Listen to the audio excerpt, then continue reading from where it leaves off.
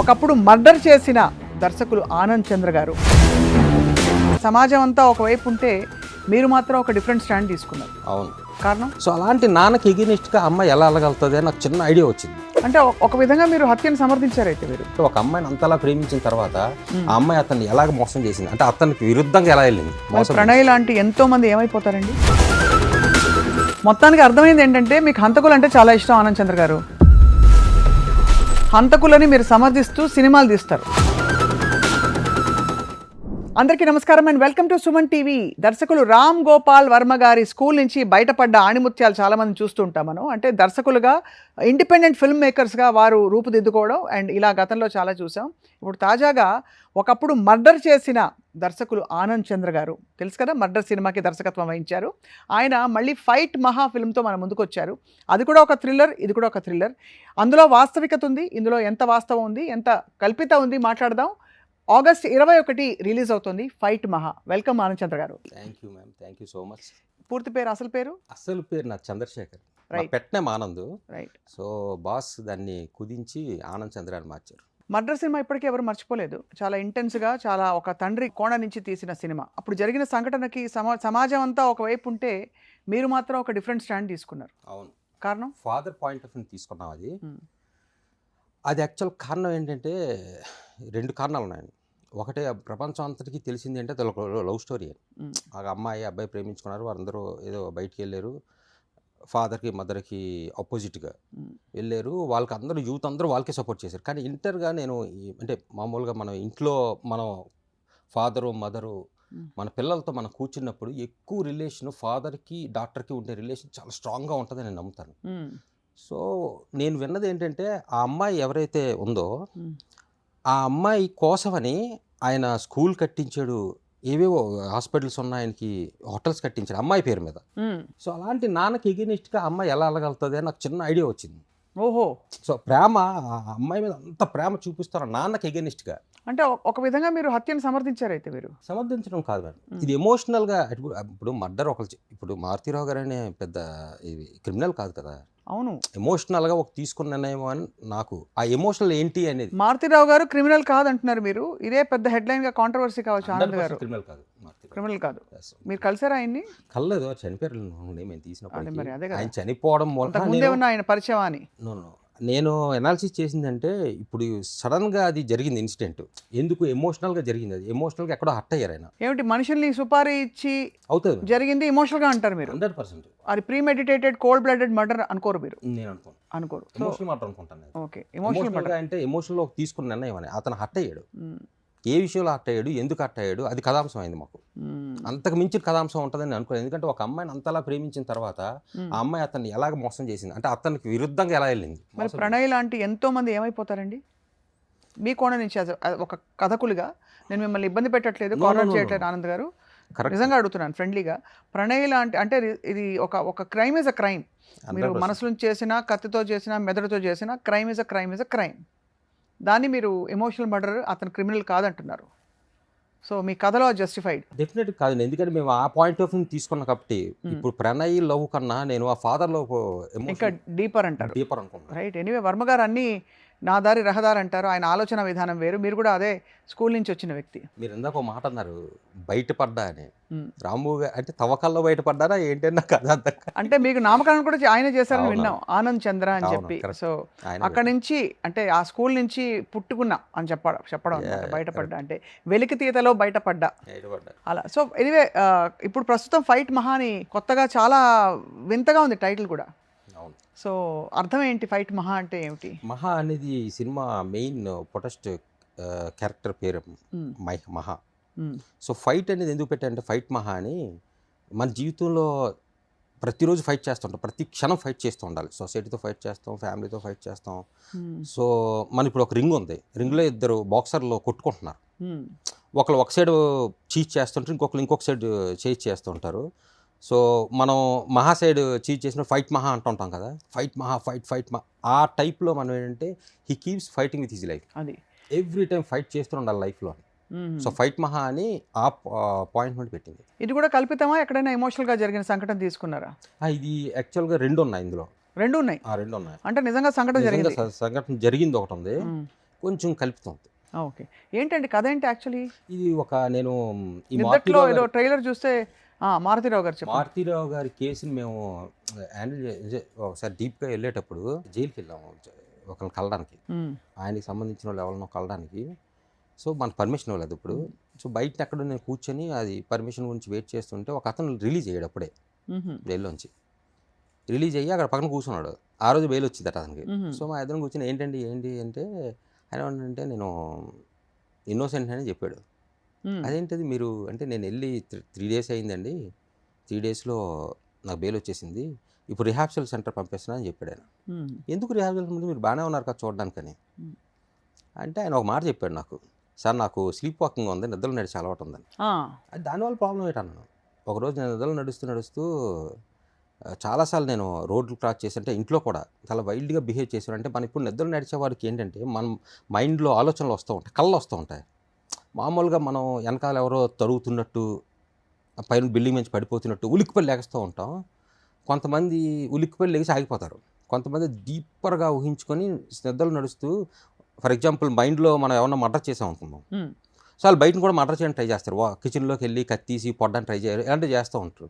ఈ టైంలో అతను ఏంటట అంటే మర్డర్ చేయలేదు కానీ అటెంప్ట్ మర్డర్ పడింది. ఓహో. సో అతను స్లీప్ వాకింగ్లో చేశాడు కాబట్టి విడుదలైపోయి వచ్చాడు. రిహాబ్ సెంటర్ పంపించారు. రిహాబ్ సెంటర్కి పంపించారు. క్రైమే రిహాబ్ సెంటర్ పంపించి నాకు చాలా ఇంట్రెస్టింగ్ అనిపించింది. అదేంటంటే నిద్రలో నడిచింది ఎప్పుడు వెళ్ళదంటే అప్పుడు నాకు ఆయన కొన్ని వీడియోస్ చూపించాడు. ఆయన నడుస్తున్నప్పుడు ఏమేమి చేస్తాడనా? నో ఫారెన్లో కూడా అంటే అబ్రాడ్లో కూడా ఇలాంటి కేసులు చాలా ఉన్నాయండి. సో అని ఆ వీడియోలు చూసి అప్పుడు చాలా ఇంట్రెస్టింగ్ అనిపించింది. నిద్రలో నడుస్తూ మర్డర్ చేయడం అనేది అసలు. మొత్తానికి అర్థమైంది ఏంటంటే మీకు హంతకులు అంటే చాలా ఇష్టం ఆనంద్ చంద్ర గారు. హంతకులని మీరు సమర్థిస్తూ సినిమాలు తీస్తారు. హంతకులు అంటే ఇష్టమేం కాదు, సమర్థించి కూడా సినిమాలు తీయం. కానీ నాకు ఆ హంతకుడు అంటే క్రిమినల్ అనేది ఎప్పుడు కూడా ఎందుకు అవుతాడు, ఎలా అవుతాడు, దానికి కలర్ బిహైండ్ రీజన్ ఏంటి అంటే. ఇప్పుడు మళ్ళాగా అందరూ పుడతారు కదా మేడం, అందరూ మళ్ళాగే పుడతారు, మళ్ళాగే పెరుగుతారు. కానీ సొసైటీ ఒకళ్ళు గాంధీ మహాత్ముని చేస్తే ఇంకొకరిని క్రిమినల్ చేయొచ్చు. సొసైటీలో ఉండే ఏదైతే పరిణామాలు ఉంటాయో దాని ప్రకారం అతను పెరుగుతాడు కదా. మనకి ఇంట్రెస్టింగ్ సబ్జెక్ట్ ఏమవుతుంది, మనం ఒక 100 మందిలో 90 మంది నార్మల్గా బతికితే ఒక 10 మంది మటుకు అబ్నార్మల్గా బతుకుతారు. వాడిని క్రిమినల్ అనొచ్చు, మనం మహానుభావుడు అనొచ్చు, గాంధీ మహాత్ముడు అనొచ్చు, ఇంకో. కానీ మన క్రైమ్ చేసే క్రిమినల్స్ ఎవరైతే ఉంటారో వాళ్ళు ఎందుకు అలా మారతారు, ఎందుకు అలాగా క్రైమ్ చేస్తారు, అది నాకు చాలా ఇంట్రెస్టింగ్ సబ్జెక్ట్. సో మరి ఇలాంటి ఒక సెన్సిటివ్ ఇష్యూని అంటే స్లీప్ వాకింగ్లో జరిగిపోయిన ఒక ఉదంతం అని అనుకుందాం, దానికి ఎలాంటి అతని కదే చెప్పిందే చేశాను. అసలు యాక్చువల్గా ఏంటంటే దీంట్లో అతనికి మ్యారేజ్ అవ్వలేదు దీనికి మూలంగా ఎప్పుడో అయ్యిందట. అయితే ఆ అమ్మాయికి మ్యారేజ్ ఒక 1 day ముందు చెప్పాడట నాకు ఇలా ఉందని. క్యాన్సిల్ అయిపోయింది. అయ్యో బాబాయ్. సో అప్పటి నుండి అతను చెప్పకూడదు అనుకున్నంటే అతను వెరీ హానెస్ట్ పర్సన్. సో ఒకరోజు అతను సింగిల్గా ఉంటూ ఎవరో ఇంట్లో దూరాడట. అక్కడ ఎవరో ఒక అమ్మాయి సో ఉదయం లేచి చనిపోయి ఉందట. అది ఓహో, ఎవరు చేశారా? అది ఎవరు చేసి తెలియదు, ఇప్పటికీ అది కేసు ఉంది అది. ఓహో. సో ఇతనే అనుకుంటున్నాడు నేను చేశాను అనుకుంటున్నాడు. అంటే ఆధారాలన్నీ ఇతని మీద ఉన్నాయి కానీ తెలియదు ఇంకా బయటపడలేదు. పంపించారు అది. దాన్ని మీరు సినిమా తీస్తారు ఈ లోపల. అది నాకు చాలా ఇంట్రెస్టింగ్ మర్డర్ కేసు పక్కన పెట్టి నాకు చాలా ఇంట్రెస్టింగ్ అనిపించింది. ప్లస్ నేను అది ఒక టైంలో నేను బాసు కూడా చెప్పా ఈ పాయింట్ చాలా ఇంట్రెస్టింగ్గా ఉంది అనుకుంటే. నేను అప్పుడు దీనికి ఏం యాడ్ చేసినంటే అతను స్కెచ్ ఆర్టిస్ట్, అయితే డిపార్ట్మెంట్లో బ్రిలియంట్ స్కెచ్ ఆర్టిస్ట్. అతను నిద్ర నడిచే అలవాటు ఉంది. ఒకరోజు వెళ్తూ అనుకోకుండా తన ఎక్స్ గర్ల్ ఫ్రెండ్, తనకి ఇద్దరికి ఏవో విభేదాలు ఉంటాయి, అనుకోకుండా అదే అపార్ట్మెంట్లో ఎక్స్ గర్ల్ ఫ్రెండ్ ఇంట్లోకి వెళ్ళాడు, తను చచ్చిపోయి ఉంది. సో ఆ స్కెచ్ ఇతను గీయాల్సి వస్తే ఏమవుతుంది, అది విట్నెస్ ఎవరు చూశారు, లేదా ఇతనే విట్నెస్ని తారుమారు చేశాడా, అసలు ఏం జరిగింది, తారుమారు చేయడం వల్ల వచ్చే పరిణామాలు ఏంటి, అసలు స్లీప్ వాకింగ్ అనేది ఇతనికి ఎందుకు వచ్చింది. ఏదైనా సరే ఒక డిజార్డర్ ఏదో ఒక మూలం లేకుండా రాదు కదా. సో అసలు స్లీప్ వాకింగ్ ఎందుకు వస్తుందంటారు మీరు? దీంట్లో నేను ఇచ్చేసిందంటే మన మైండ్ ఏదైతే మన ఆలోచన శక్తి ఉందో ఆలోచన డిప్రెషన్ వల్ల వస్తుందని నేను అనుకుంటున్నాను. ఓహో, స్లీప్ వాకింగ్. ఓకే. ఎందుకంటే డిప్రెషన్ వల్ల వస్తుందంటే వీక్ మెంటాలిటీ ఉంటుంది కొంతమందికి. అంటే ఇప్పుడు మనం ఒక క్రైమ్ చూస్తాం, ఒక క్రైమ్ సినిమాలు చూసి భయపడతారు కొంతమంది ఇష్టపడతారు. అవును. సో వీళ్ళు ఏంటంటే చిన్నప్పుడు ఏదో జరిగిన ఒక సంఘటన ఏదో జరిగింది అనుకుందాం, ఆ సంఘటన బాగా వాళ్ళు లోతుల్లో మన వల్లే జరిగింది, మన కారణంగా జరిగిందని వాళ్ళు ఊహించేసుకొని దాన్ని వాళ్ళు మైండ్లో పెట్టుకుని పడుకున్నప్పుడు కళ్ళలో కూడా అవే వచ్చి అలా డిప్రెషన్ అయిన వాళ్ళు ఏంటంటే ఇలాంటి డిజార్డర్కి అలవాటు పడిపోతారు. రైట్. వర్మ గారు చూసారు ఇంతకీ సినిమా? ఆయన పాత్ర ఏమన్నా ఉందా లేక కేవలం లేదు, లేదు. ఆయన బావగారు సుబ్బరాజు గారు ఆయనే ఉన్నారు. నిర్మాతగా ఉన్న విషయం కూడా అందరికీ కొంత తెలుసు ఇప్పుడు. అవునవును. సో అయితే అంటే వర్మ గారు అసలు చూసారు సినిమా? లేదు లేదు, ట్రైలర్ చూసారా? ట్రైలర్ చూసాను డెఫినెట్లీ. ఏమన్నారు, ఏం చెప్పారు? ఆయన చాలా బాగా నచ్చింది, చాలా బాగా నచ్చింది. ఆయన చాలా ఇంప్రెస్ అయ్యారు, చెప్పారు కూడా. టీజర్ ఆయనే రిలీజ్ చేశారు కదా. అవును. సో ఇందులో మరి మీరు ఇలాంటి ఒక థ్రిల్లర్ సినిమాలో మరి లవ్ ట్రాక్ పెట్టడానికి వేరే ఉన్న పెట్టడానికి అంటే అసలు సీట్ ఇలా ఎడ్జ్లో కూర్చుని చూసే టైప్ సినిమా అంటారా? సీట్ ఎడ్జ్లో కూర్చొని చూసే సినిమా అంతే. ఫస్ట్ షాట్ నుండి లాస్ట్ షాట్ వరకు ఎక్కడ మిస్ కాలేరంటారు? ఎక్కడ మిస్ కాలేరు. It's brilliant thriller, psychological thriller. నాకు తెలిసి ఎక్కడో కొద్ది గొప్ప ఎక్కడో స్లీప్ వాకింగ్ గురించి వచ్చిందో లేదో నాకు తెలియదు, కానీ ఇంత డీటెయిల్గా స్లీప్ వాకింగ్ గురించి చెప్పడం మటుకు ఎక్కడ రాలేదు. ఎక్కడ రాలేదు. సో స్లీప్ వాకింగ్ గురించి మీరు పూర్తి పరిశోధనాత్మక థ్రిల్లర్ సినిమా తీశారు, ఒక నిజ జీవిత కథ ఆధారం. ఆ మర్డర్ జరిగిన సిచ్యువేషన్ మటుకు నిజమే సిచ్యువేషన్. అది దానికి కన్క్లూజన్ నా పాయింట్ నుండి ఇచ్చాను, కన్క్లూజన్ ఇచ్చాను. బట్ అది జెనెటిక్ గా కొనసాగుతుంది అంటారా? ఆయన వస్తున్నాడు కూడా, పిలిచారు నేను. ఎవరు? ఆయన్నే. స్లీప్ ఆ మర్డర్ చేసి రీహాబ్ సెంటర్ కి వెళ్ళిన ఆ వ్యక్తి ఆయన సినిమా చూడడానికి వస్తున్నాడా? పిలిచారు చూడండి, నేను ఆయన చెప్పే కూడా. అంటే మీడియా బృందం మీరు రావచ్చా రాకూడదా? వస్తే కనుక మరి ఎలా అంటే కొంచెం కవచకుండలాలతో లేకపోతే అలా ఏం అవసరం లేదు. ఆయన పగలు బాగానే ఉంటాడు, రాత్రి తేడా. అది నిద్రపోకుండా చూసుకోవాలి. అయితే ఆయన నిద్రపోకుండా చూసుకోవాలి, అది నిద్రపోతే ఏం జరుగుతుందో తెలియదు కాబట్టి. బట్ జోక్స్ అపార్ట్ మీ తారాగణం ఏమన్నా మీరు ఐ థింక్ సుపరిచిత హీరో ఆయన అఖిల్. అవును, నటి మాత్రమే కాదు నటుడు కూడా. సునీల్ గారు ఉన్నారు. సునీల్ గారు అఫ్ కోర్స్ మంచి పాత్ర వేశారు. సునీల్ గారు ఉన్నారు. అండ్ అలాగే ఇందులో కూడా ఐ థింక్ మీ తారాగణం కంటిన్యూ అవుతుంది. శ్రీకాంత్ గారు ఉన్నారు. ఇంకెవరెవరు కంటిన్యూ అయ్యారు? శ్రీకాంత్ గారు ఉన్నారండి, సమీర్ గారు ఉన్నారు, జోగిరాజ్ గారు ఉన్నారు, డాక్టర్ శ్రీవాణి అని అమ్మాయి హీరోయిన్ గా చేస్తుంది. అవును, డాక్టరా? Yeah, doctor. నిజమైన డాక్టర్? సైకాటిస్ట్. ఆవిడ సైకాటిస్ట్? ఆవిడ హీరోయిన్ పెట్టారు. ఆవిడ మేము తీసుకున్నప్పుడు సైకాటిస్ట్ వాళ్ళు. మొన్న స్టేట్ లెవెల్లో 7th ర్యాంక్ వచ్చింది. ఓహో, అయితే మీరు తీసుకున్నాక ఆవిడ కలిసి వచ్చినట్టుంది. మరి ట్రీట్మెంట్ చేస్తారా, ఇలా డాక్టర్ అవుతారా యాక్టర్ అవుతారా కనుక్కోవాల్సింది. అది నేను కనుక్కోవాలి ఇప్పుడు. రైట్. కానీ ఈ సినిమా నిర్మాణంలో మీకు ఎక్కడైనా అంటే చాలా టెక్నికల్ సబ్జెక్ట్ కదా, ఇలా ఇబ్బంది పడ్డారా ఆనంద్ గారు ఏమన్నా? అంటే ప్రొడక్షన్లో అండి, ప్రొడక్షన్లో అస్సలు ఇబ్బంది. ప్రొడక్షన్ మా సొంత ప్రొడక్షన్ అంటే హ్యాపీగా ఎంజాయ్ చేస్తూ తీసాం. యాక్చువల్గా చాలా ఎంజాయ్ చేసాం. కేరళలో చేసాం, వైజాగ్లో చేసాం, ఇక్కడ చేసాం. ఒక్కరోజు మమ్మల్ని షూటింగ్ పిలవలేదు మీరు. ఇప్పుడు మళ్ళీ తీయాలి సినిమా మీరు అర్జెంట్గా, మళ్ళీ తీసి మళ్ళీ షూటింగ్కి పిలవాలి. రైట్. సో వర్మ గారితో మీ అనుబంధం చెప్పండి. ఇది అందరికీ హాట్ టాపిక్. మీరు ఏ సినిమా తీసినా రామ్ గోపాల్ వర్మ గారితో ఆనంద్ చంద్ర గారి ప్రయాణం ఎలా మొదలైంది? మీరు చూసి నేర్చుకున్నవి ఏంటి? బాబోయ్ వింత అని అనుకున్నవి ఏమిటి? నేను రోజు బాబాయ్ వింతే అనుకున్నాను. అదే డైలీ. నేను నా జీవితంలో ఇప్పటి వరకు నేను రాము గారు లాంటి అంటే రాజీవ్ సార్ లాంటి పర్సన్ చూడలేదు యాక్చువల్గా. అంటే ఇన్ ఫస్ట్ వేలో కళ్ళు నీళ్ళు తిరుగుతున్నాయి ఏంటండి బాబోయ్? కాదు, ఎందుకంటేనండి ఇప్పుడు నేను ఫస్ట్ అతన్ని మీట్ అయినప్పుడు జస్ట్ ఇంటర్వ్యూకి వచ్చాను. నేను ఇంటర్వ్యూ అయిన తర్వాత తను నాకు ఇమ్మీడియట్గా ఫిల్మ్ ఆఫర్ ఇచ్చారు బాస్. నేను షాక్ అయిపోయాయి. ఎందుకు నాకు అసలు అంటే అంత ఎక్స్పీరియన్స్ ఉందా ఏంటి అని చేస్తే నాకు తెలుసు కదా కెపాసిటీ. ఒక్క ఇంటర్వ్యూతో ఆయన చేయడం అనేది నాకు అసలు సర్ప్రైజ్గా అనిపించింది. సో దాని తర్వాత నెమ్మదిగా ఆయనతో జర్నీ రోజు చూస్తే మనం ఒకసారి ఆయన కలిసిన తర్వాత ఇంకెవరో మనకు నచ్చరకూడదు. Happy soul. ఆయన ప్రపంచం చాలా కొత్తగా ఉంటుంది, చాలా బాగుంటుంది. రోజు మనం ఎంజాయ్ చేయొచ్చు కూడా ఆయన జీవితం. అంటే ఆయన లైఫ్తో మనం వెళ్ళిపోతే చాలా హ్యాపీగా ఉంటుంది, చాలా ఆనందంగా ఉంటుంది. ఆయనలా బతకడం చాలా కష్టం మేడం. అవును, అది అందరికీ తెలుసు, అందరూ చెప్పే విషయం అదే. ఆయనలా బతకాలనిపిస్తుంది కానీ బతకలేం. కానీ ఆయన వర్క్ విషయంలో చాలా స్ట్రిక్ట్ అని కూడా విన్నాను. చాలా. నేను కూడా ఆయనతో కలిసి పనిచేశాను. ఆయన అంటే ఒక సందర్భంలో ఒక 2 months ఆయనతో పనిచేసినప్పుడు అర్థమైంది ఎంత స్ట్రిక్ట్. తాట తీసేస్తారు, చాలా వాల్యూ ఇస్తారు, సెకండ్కి వాల్యూ ఇస్తారు. అంటే అనవసరంగా ఒక 2 మాటలు ఎక్కువ మాట్లాడినా కూడా ఒప్పుకోరు. అనవసరంగా 2 మాటలు, అనవసరంగా ఒక అడుగు కూడా వేయరు, అనవసరంగా ఒక ఓడు కూడా మాట్లాడరు, అనవసరంగా సెకండ్ కూడా వెయిట్ చేయరు. అలా బతకడం అసలు మన వల్ల పాసిబుల్. మనిషి అనేవాడు అలా బతుకుతాడు అనడం అనేది నేను ఎప్పుడు ఎవరిని చూడలేదు. నేను ట్రై చేసినా ఫెయిల్ అయ్యా కూడా. అంటే అలా బతకడానికి ట్రై చేసి నాకు చాలామంది చెప్పారు ఆయనలా బతకాలి. నాకు ఆర్టిస్టులు కూడా అనేవారు బతికితే మనం రాముగారిలా బతకాలంటే ఇంపాసిబుల్. ఆయనలా బతకాలంటే మనం చాలా విషయాల్ని అంటే అంత ఇంటెలిజెన్స్గా మనం రోజు ప్రతి క్షణం కూడా మనం చాలా ఇంటెన్స్గా బతకాలి. అది మనం బ్రేక్ అయిపోతుంటాం కదా మధ్య మధ్య. వాస్తవం. మర్డర్ తీసేటప్పుడు మీరు అంటే ఆయన కూడా ఉన్నారా? అవును. దర్శక పర్యవేక్షణ గాని అట్లాంటిది ఏమైనా ఉందా? లేకపోతే మీరు ఇందాక అన్నారు కళ్ళ నీళ్ళు వచ్చాయని. ఏమిటిది? దానికి సంఘటన ఇదే. మర్డర్ సినిమా నేను అంటే ఆయనే నాకు ఒక మిర్యాలగూడలో ఇన్సిడెంట్ జరిగింది.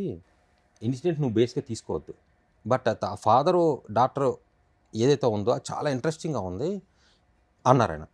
సో నేను చూసిన తర్వాత సార్ అది సినిమాటిక్గా మనకు లేదు అంటే, లేదు సినిమాటిక్ ఏం వద్దు, అది నార్మల్గా చేద్దాం అన్నారు అని నేను ఒక సబ్జెక్ట్ రాసిచ్చా. ఆయన స్టార్ట్ చేసి అన్నారు. చదివారేమో అనుకున్నాను నేను యాక్చువల్గా. నేను మొత్తం షూటింగ్ అంతా అయిపోయిన తర్వాత ఒక ప్రీ క్లైమాక్స్ అనుకుంటాను నాకు తెలిసి. ప్రీ క్లైమాక్స్లో వచ్చి నాకు ఒకసారి కథ చెప్తే అడిగారు. ఏంటది? నేను షాక్ అయిపోయా. కథ అదే అయితే సార్ కదా. మీకు ఇచ్చాను కదా అంటే, నేను చదవలేదు దీని మీద నమ్మకంతాను సార్. నాకు అప్పుడు గుండె దడబొట్టుకుంది. ఇప్పుడు ఆయన నచ్చకపోతే సినిమా మొత్తం అంతా మొత్తం స్టార్టింగ్ పోద్ది కదా. నేను అప్పుడు ఆయన ఒక ట్రైలర్ కట్ చేయన్నారు. నేను ట్రైలర్ కట్ చేసి ఇచ్చాను. లక్కీలో ట్రైలర్ పాస్ అయింది, అది వైరల్ కూడా అయింది. సో తర్వాత ఎడిటింగ్ కొంత అంతా చేసేసి ఆయనకి ఇచ్చిన తర్వాత ఒకసారి చూడండి మీరు అంటే చూశారు. బట్ వెరీ అసలు ఒక్క రోజు కూడా సెట్లోకి రావడం కానీ, నన్ను ఏం చేస్తున్నావు అడగడం కానీ ఎప్పుడు చెప్పలేదు. సో అప్పుడు చాలా రెసిస్టెన్స్ వచ్చింది కదా అమృత ప్రణయ్ నుంచి కూడా. అవును అమృత అనే అమ్మాయి ఎవరైతే ఇన్వాల్వ్డ్ ఉందో అవును పాపం తన చాలా బాధపడింది ఈ సంఘటన మీద సినిమా తీయడం అనేది, ఖండించింది. అవును. అప్పుడు మీరు ఎలా ఫీల్ అయ్యారు as a film maker? As వాళ్ళ ఫ్యామిలీస్ కూడా ఖండించారు కదా. అవును. అంటే ఇప్పుడు ఈవిడ ఖండించింది, సేమ్ వాళ్ళ అమ్మగారు కూడా చేశారు. అంటే ఈవిడికి ఎగెన్స్ట్ వాళ్ళ అమ్మగారు కూడా ఖండించారు కదా. అవునవును. ఖండించడం ఏముందని అంటే మామూలు ఇవిడికి అగేన్స్ట్ అమ్మగారు ఖండించడం అంటే ఫాదర్ పాయింట్ ఆఫ్ వ్యూని పెట్టాలనా? అంతే కదా. ఉమ్. తప్పే ఉంటుంది అట్లోని. ఉమ్. ఇప్పుడు వీళ్ళకి ఎలా ఖండించే హక్కు ఉందో వాళ్ళకి కూడా ఉంటుంది కదా హక్కు. సో అప్పుడు మీకు అసలు ధైర్యం వచ్చింది, ఓ మనం తప్పు చేయట్లేదు. అసలు మనం ఆ సినిమా బేస్ మీద తీయలేదు మేడం. మేము ఆ జరిగిన సంఘటన చాలా ఎమోషనల్గా ఉందని తీయడానికి ట్రై చేసాం, అంతేగాని సేమ్ కాదు అది. అసలు సంబంధం లేదు దానికి దీనికి. నిజంగా ఏం జరిగిందో మనకి ఇదే తెలియదు. ఒక ప్రణయ్ పాయింట్ ఆఫ్ వ్యూ నుంచి మిమ్మల్ని సినిమా తీయమంటే ఆనంద్ గారు ఎలా తీసేవారు? అసలు మీకు కథ తీసేవారు బోధపడేదా? ఎందుకు? నాకు అసలు ఎమోషనల్ అనిపించలేదు అసలు. ఇప్పుడు అమ్మాయి అబ్బాయి వెళ్ళిపోవడం అనేది కామన్గా జరిగేది అంటారు, ఒక అన్మెచ్యూరిటీతో కూడా జరగవచ్చు. కానీ ఒక తండ్రి కూతురు కోసం ఇలా చేయడం అనేది అన్కామన్ అంటారు. 100%. పాప ఆయన కూడా వెళ్ళిపోయాడు ఆయన హీరో. అందరికీ. కానీ ఈ అమ్మాయి చాలా అంటే బాధాకరం అమ్మాయి జీవితం. ఇప్పుడు తను ఎంత సెటిల్ అయింది అని అనుకున్నా కూడా అన్ని ఇంకా చాలా బాధాకరం. అమ్మాయి జీవితం ఒక్కటే బాధాకరం కాదు, వాళ్ళ అమ్మగారి జీవితం కూడా బాధాకరం. ఆవిడ కూడా పోయారు కదా. వాస్తవం. అవును. అప్పట్లో ఆనంద్ గారు మీరు ఎంతమందిని కలిశారు మర్డర్ సినిమా తీసేటప్పుడు? ఇప్పుడు ఫైట్ మహా మీకు ఒక కథ అక్కడ దొరికేసింది, మీరు ఒక కల్పితం దాని చుట్టూ క్రియేట్ చేశారు, కానీ ఇది వాస్తవ కథ, ఇప్పుడే జరిగిన కథ. మీకు అందరూ ఇలా తోటాలు పెట్టుకుని రెడీగా ఉంటారు. మారుతి గారికి సంబంధించి వాళ్ళ ఫ్రెండ్స్ కానీ వాళ్ళందరినీ కలిసాము. ప్లస్ అమృతకి ఏదైతే దగ్గర ఫ్రెండ్స్ ఉన్నారో అందరినీ కలిసాము. అమృత తెలియదు కాకపోతే అమ్మాయి. ఏం చెప్పారండి వాళ్ళు? అంటే ఫాదర్ ఎమోషన్ గురించి అప్పట్లో చాలా చెప్పారండి. అవన్నీ బేస్ చేసుకుని మీకు అంత పవర్ఫుల్గా కథ దొరికింది. అండ్ మీకు నటుడు కూడా అలాగే. అసలు మారుతిరావు గారిని మిర్యాలగూడలో మేము ఎవరెవరైతే కలిసామో వాళ్ళందరూ మారుతిరావు గారి గురించి చాలా బాగా చెప్పారు. ఆయన అంత మంచి మనిషి లేడని, ఆయన చాలా మంచి హ్యూమన్ బీయింగ్ అని, అందరికీ హెల్ప్ చేసే పర్సనాలిటీ అని, అది చాలా బాగా చెప్పారు. అసలు ఆయన అగేన్స్ట్ కూడా బాగా చెప్పారు. మేబీ ఆయన చనిపోవడం వాళ్ళు చెప్పుంటారేమో నాకు తెలియదు, కానీ అగేన్స్ట్గా ఏం చెప్పారు? వాళ్ళకి ఎగెనిస్ట్, ఆయన పెద్ద వ్యాపారి కదా, ఎగెనిస్ట్ కూడా ఉంటారు కదా. అంటే అలా కాంపిటీటర్స్ అంటారు, అంటే వేరే పక్షం వాళ్ళు కూడా ఆయన గురించి బాగా చెప్పారు. చాలా బాగా చెప్పారు, చాలా బాగా చెప్పారు. అది ఒక ఇన్సిడెంట్ అండి, అది ఒక ఎమోషనల్గా జరిగిపోయింది ఇన్సిడెంట్ తప్ప అందులో ఏముంటుందండి. అంటే ఒకటే మేడం, నాకు ఒక క్రిమినల్ చెప్పాడు ఒక విషయం. తను ఎలాంటి కేసే, సో అతనికి ఊరుపడలేదు. ఇతను డైరెక్ట్ మర్డర్ చేశాడు ఆ క్రిమినల్, డైరెక్ట్గా వెళ్ళి చంపాడు. ఇక్కడ డైరెక్ట్ కాదు, కానీ ఆయన్ని అడిగాను నేను, మీరు డైరెక్ట్ చంపినా మీకు ఎందుకంటే శిక్ష ఎక్కువ పడలేదు అని. 6 years 7 years పడింది అంటే ఆయన ఏమన్నాడంటే, నేను జడ్జి గారిని ఒకటే అడిగాను, మీరు చంపారని అడిగాడు. అవును సార్ నేను చంపాను అన్నాడు. డైరెక్ట్ చెప్పాడు, అవును నేను నా చేతులతోనే చంపాను అన్నాడు. ఒప్పుకున్న తర్వాత ఆయన ఏదో రాస్తుంటే ఈయన చెప్పాడట, నా ప్లేస్లో మీరు ఉంటే మీరు ఏం చేస్తారు జడ్జి గారు, అదే శిక్ష చేయండి అన్నాడట. ఆ ఒక్క విషయంతో జడ్జి గారు ఈయన వైపు చూశారట.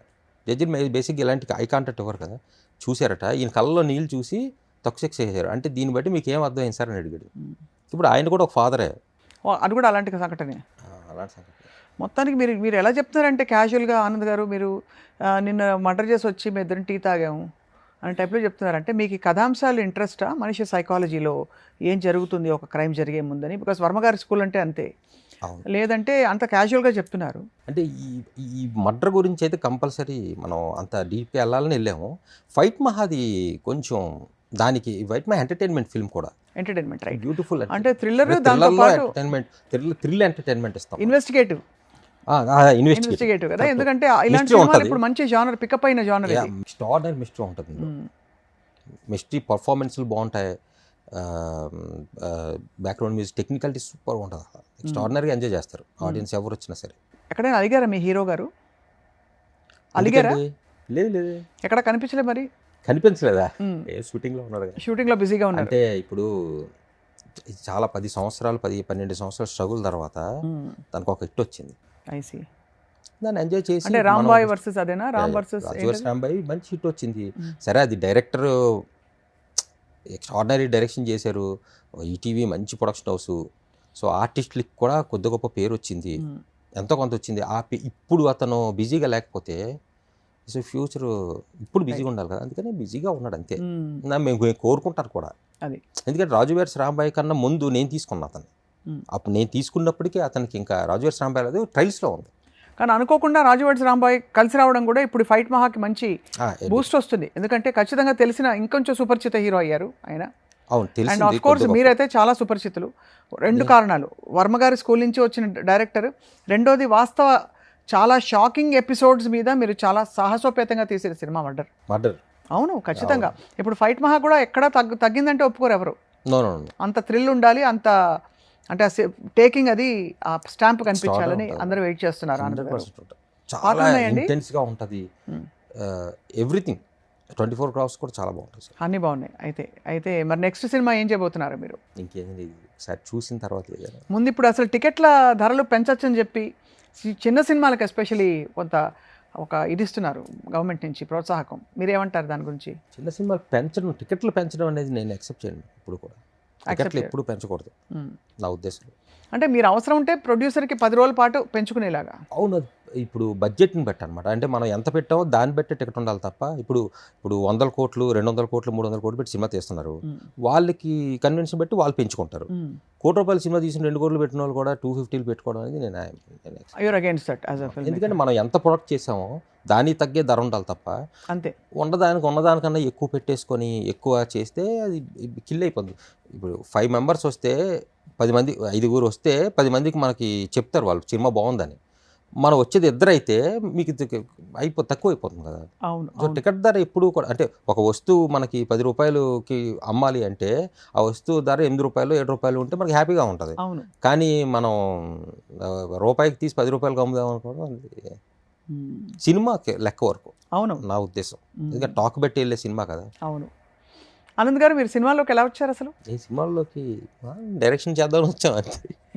నేను అసలు యాక్చువల్గా రాము గారు తప్ప ఎవరి దగ్గర పని చేయకూడదు అనుకున్నాను, కానీ అది చాలా టైం పట్టేసింది నాకు. ముందు ఒక సినిమా చేశాను, దాని తర్వాత వచ్చి ఈయన కలిశాను, రాము గారిని కలిశారు. సో మీ కళ నెరవేరింది ఒకలా చూసుకుంటే. కానీ కష్టమైన ఫీల్డ్ కదండి ఇది చాలా. అంటే మీకు అన్సర్టనిటీలో మధ్యలో ఒకటి పాయింట్ ఏంటంటే మనకి ఇష్టం ఉన్నప్పుడు కష్టం అనిపించదు కదా. అంతే కదా, మనం చాలా ఇష్టపడి చేస్తాం కదా. ఇప్పుడు ఈ సినిమా అయినా ఏ సినిమా అయినా సార్, ఇప్పుడు నేను అనుకున్నట్టు ఈ సినిమా తీసాను, ఐఎమ్ వెరీ హ్యాపీ. అన్నీ కుదురుకున్నాయి ఫైట్ మహాలో, ఎవ్రీథింగ్ నేను అనుకున్నది, అందుకే చాలా హ్యాపీగా ఉన్నాను. తర్వాత రిజల్ట్ అనేది మనం చూడొచ్చు, ఏంటి ఆడియన్స్ ఎలా డిసైడ్ చేస్తారు ఏంటి అనేది. మీ ప్రొడ్యూసర్ గారు సహకరించారా? ఏమైనా ఇబ్బంది పెట్టారా? ప్రొడ్యూసర్లు ఎప్పుడు సహకరించరు మేడం. అంతేనా? ఇబ్బంది పెట్టారు అయితే? ఉంటుంది, కొంచెం ఇబ్బందులు ఉంటాయి జెన్యున్గా. అయితే ఆయన అయితే క్వైట్ గా ఉన్నట్టు ఉంటారు కానీ అన్ని మంచిగా టైట్ బిగిస్తారు. చాలా మామూలు సుబ్బరాజు గారు అసలు మామూలు కాదు, చాలా బిగిస్తారు. కానీ మాకు ముందున్న అనుబంధం ఒకటి ఉంది కదా, దాంతో నాకు చాలా ఈజీ అవుతుంది. సో ఫైట్ మహా 21వ తేదీ థియేటర్లలో తెలుగు రాష్ట్రాలు కాకుండా ఇంకెక్కడెక్కడ విడుదల చేస్తారు? బెంగళూరు ఒకటి అవుతుంది, ఒరిస్సా, చెన్నై అవుతుంది, అండ్ ఆల్సో ఇంటర్నేషనల్ గా కూడా పంపిస్తున్నారు. వెళుతుంది. అండ్ అలాగే ఓవర్సీస్ కూడా ఇచ్చారు. అలాగే మనకి ఇక్కడ తెలిసింది ఏంటంటే ఒక స్పెషల్ ప్రీమియర్ షో కూడా వేస్తున్నారు, సాయంత్రం పడుతుంది. అక్కడికే వస్తారు ఆయన, స్లీప్ వాకింగ్ అయినా. నేను పిలుద్దాం చెప్పాను, రిహాబ్ సెంటర్ ఆల్రెడీ పంపించాము మేము, సో మేబీ రావచ్చు. సో మరి అది ఆయన నిద్రపోకుండా చూసుకునే అదే చెప్పా, నైట్ సైడ్ అది జస్ట్ జోక్ అది. కానీ బట్ ఓకే, ఇప్పుడు కొంచెం అయ్యిందండి, వర్కౌట్ అయ్యిందండి, నార్మల్గా ఉన్నారు. ఎందుకంటే అది కొంచెం పీస్ఫుల్గా అది చాలా అది దానికి ఇది లేదంట ట్రీట్మెంట్ క్యూర్ లేదు, ట్రూ ట్రీట్మెంట్ లేదు. అది ఇంకా అంటే కాళ్ళు చేతులు కట్టేయాలి, కట్టేసి నిప్పుకొని వెళ్ళి ఉన్నారట. అదే అది కూడా విన్నాం. గొలుసుతో కట్టేయాలి. అదే అంటే ఇంకా నరకమే అది చూస్తే. ఒక నిజమైన కండిషన్గా చూస్తే స్లీప్ వాకింగ్ అసలు ఎందుకు వస్తుంది అని. అవును. ఎప్పుడైనా మీరు నడిచారా? మేల్కున్నప్పుడు కూడా నడవరేమో. నేను చూడలేదు కూడా స్లీప్ వాకింగ్ నడిచిన. నా ఫ్రెండ్ ఒకడు ఉండేవాడు కాలేజ్ టైంలో, నేను నా రూమ్మేట్ ఉండేవాడు ఒకడు కాలేజ్ టైంలో. సో వాడికి అప్పుడప్పుడు వాడు చెప్తుండేవాడు నేను నిద్రలు నడిచేవాడిరా అని. నేను ఎప్పుడు చూడలేదు. కానీ ఒకరోజు అది నాకు ఎప్పుడో లాంగ్ బ్యాక్ నేను గోడ మీదకి ఎక్కి దూకేపోయానండి. జస్ట్ నేను సేవ్ అయ్యాను. సో నాకు నిద్ర ఉంది కాబట్టి నువ్వు తాళం వేసేసి తాళం దగ్గర పెట్టుకునేవాడు. నేను చూడలేదు కానీ బట్ ఆ సంఘటనలు అయితే విన్నాను చాలా మటుకు. తాళం వేసి పెట్టేస్తారు. అది దెయ్యం పట్టింది అనుకుంటారు చాలా మంది అనుకుంటారు. అదే ఇంకా దెయ్యం వచ్చేసింది, గాలి వచ్చిందని భూత వైద్యం చేస్తారండి. అవును. రైట్. అది ఇప్పుడు నాకు విషయం తెలిసింది ఏంటంటే ఇదే సబ్జెక్ట్ మీద రాస్తారు కూడా సినిమా తీస్తున్నారండి. ఎవరు రాస్తారు? ఓహో. కానీ ముందు మీరు వచ్చింది కదా ఫైట్ మహా. మంది వచ్చేసింది బట్ నాకు తెలిసిన విషయం అది ఇదే దేని మీద తీస్తున్నా అని తెలిసింది నాకు. సో ఇది చాలా ఇంట్రెస్టింగ్ థీమ్ నిజంగా. ఎందుకంటే నిద్రపోతున్నప్పుడు మన స్పృహ లేనప్పుడు అంటారు కదా, అదేదో అవస్థలు ఉంటాయి మనకి. ధ్యానంలో చెప్పినప్పుడు చెప్తారు తురియావస్థ, అంటే సుషుప్తావస్థ, ఇలాంటి రకరకాలు. ఇదొక అవస్థ నిజంగానే అవస్థే. వాళ్ళకి చుట్టుపక్కల ఉన్న వాళ్ళకి కూడా అందరికీ అవస్థ ఇది. సో అది ఆ విధంగా అయితే ఫైట్ మహా ఆగస్ట్ 21వ తేదీ మనకు తెలుగు రాష్ట్రాల్లో అండ్ అలాగే కొన్ని చోట్ల ఇతర నగరాల్లో ప్లస్ ఓవర్సీస్ కూడా విడుదలవుతోంది. We wish you all the very best Anand Chandra గారు. ఈ సినిమా గురించి ఇంకా మరింతగా చెప్పేస్తే ఐ థింక్ అంతా రివీల్ అయిపోతుంది. ఏం జరుగుతుంది లాస్ట్లో నిద్దట్లో అండ్ మేలుకున్నాక ఏం జరుగుతుందో చూద్దాం. మనం కూడా మేలుకుని చూద్దాం సినిమాని. Right. Thank you very much. చాలా బాగుంది. మనకు కూడా మేలుకొని చూద్దాం. నమస్తే అండి. మనకు కూడా మేలుకొని చూద్దాం. ఎగ్జాక్ట్లీ అది. So see you again very soon. మీ నెక్స్ట్ ఫిల్మ్తో మళ్ళీ కలుద్దాం. Thank you. నమస్తే అండి.